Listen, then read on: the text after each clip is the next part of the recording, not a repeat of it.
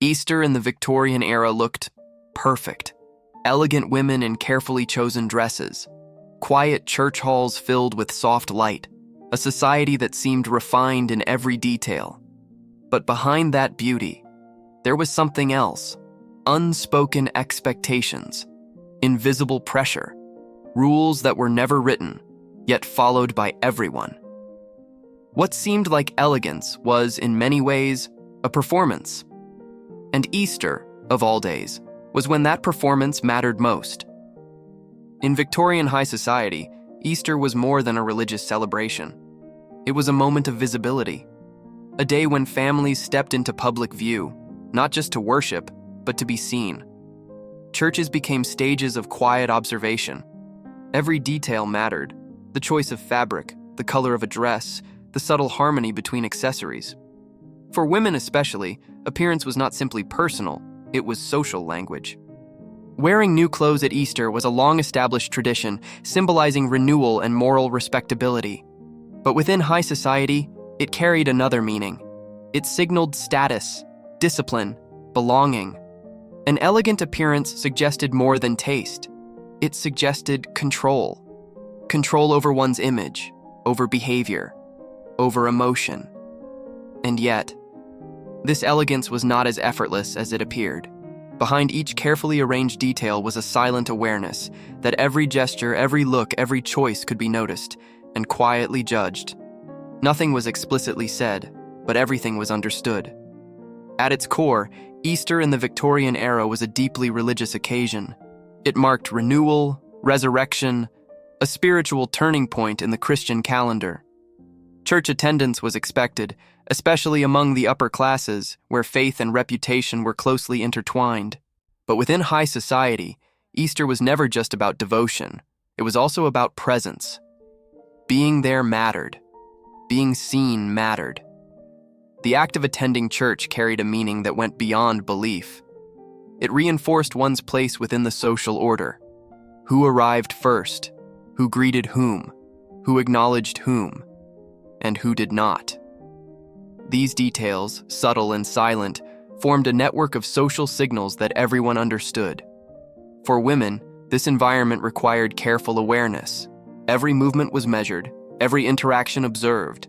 A conversation too animated could draw attention. A gesture too distant could be misinterpreted. Even expressions had to remain controlled, pleasant, composed, restrained. Because in that setting, composure was not just admired, it was expected. And beneath the calm surface of the occasion, there was a quiet tension, a shared understanding that Easter, while sacred, was also a moment of delicate social balance. Nothing disruptive, nothing excessive, only harmony, carefully maintained. And yet, this harmony was not entirely natural. It was learned, practiced, repeated, until it became second nature. A tradition not written in any book, but deeply embedded in the behavior of those who lived it. In the Victorian era, clothing was never just about style, it was a language. A silent, precise way of communicating who you were and where you belonged. And on Easter, that language became even more important. The tradition of wearing new clothes during this time was widely observed across society. It symbolized renewal, a visual reflection of the season itself. But within high society, this tradition carried a deeper weight. New garments were not chosen casually. Every detail was considered. The cut of a dress, the softness of the fabric, the exact shade of a color. Nothing was accidental. Lighter tones were often preferred, suggesting purity, freshness, and restraint. But even within these choices, there were boundaries. Too much ornament could seem excessive, too little could appear careless. Elegance required balance, and achieving that balance required knowledge, an understanding of what was appropriate before it ever needed to be explained. For women especially, this created a quiet but constant awareness. To dress correctly was not simply to look beautiful. It was to demonstrate discipline, to show that one understood the expectations of the world they were part of. Because in that society, appearance was closely tied to perception, and perception could shape reputation. A single choice, a color slightly too bold, a detail slightly out of place, could be noticed, not openly criticized but remembered. And that was enough. So beneath the elegance of Easter attire, there was something rarely acknowledged, a careful calculation. A need to align with standards that were never fully spoken, yet always present. In Victorian high society, not everything was written, but everything was understood. There were no official instructions explaining how a woman should behave on Easter, no formal guide describing what was acceptable and what was not.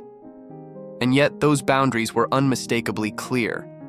They existed in the way people observed each other, in the silence that followed a gesture slightly out of place, in the subtle shift of attention within a room.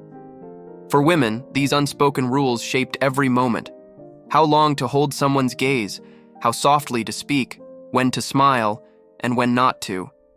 Even stillness had meaning. To appear too expressive could be seen as improper, too reserved, and one risked seeming distant. Elegance required precision, not just in appearance but in behavior. And this precision was not instinctive. It was learned over time, through observation, through correction, through quiet repetition. Young women were expected to absorb these expectations long before they fully understood them. No one needed to explain the consequences of getting it wrong. They were felt. In a look that lingered too long. In a conversation that grew noticeably quieter. In the absence of an invitation that never arrived again. Nothing dramatic, nothing openly confrontational. Just subtle exclusion. And perhaps that was what made these rules so powerful. They did not need to be enforced loudly, because they were already internalized, followed automatically, passed from one generation to the next, not through words but through example, a system of behavior so refined that it appeared natural, even when it wasn't. At first glance, Easter in the Victorian era seemed like a moment of beauty, refined gatherings, carefully chosen garments, a society moving in quiet harmony. Everything appeared composed, almost effortless, but the more closely we look, the more that image begins to shift.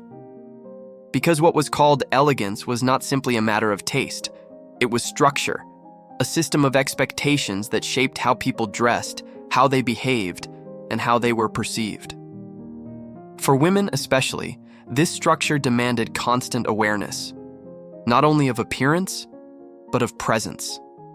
How to exist in a space without drawing too much attention, yet without disappearing. How to express oneself without crossing invisible boundaries. How to belong without ever disrupting the balance. And perhaps that is what makes this moment in history so compelling. Because the elegance we admire today was not only about beauty, it was about control of image, control of behavior, control of perception, a refined exterior carefully maintained, even when it required restraint beneath the surface. And yet, to those who lived within it, this way of life did not feel unusual. It felt natural, because it was all they had ever known. Today, we look back and see the contrast, the distance between appearance and reality, between what was shown and what was silently expected. And in that contrast, we begin to understand something deeper. That elegance, in that world, was never just about how things looked. It was about how carefully everything was kept in place. And perhaps that is why the Victorian world still fascinates us. Not because it was perfect, but because it was carefully constructed to appear that way. A world where elegance was visible, but the effort behind it remained hidden. And maybe, when we look closer, we don't just learn about the past. We begin to question how much of our own world still works the same way.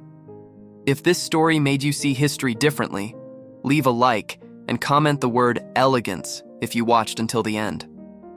And subscribe to Elegant History for more stories that reveal what the past never said out loud.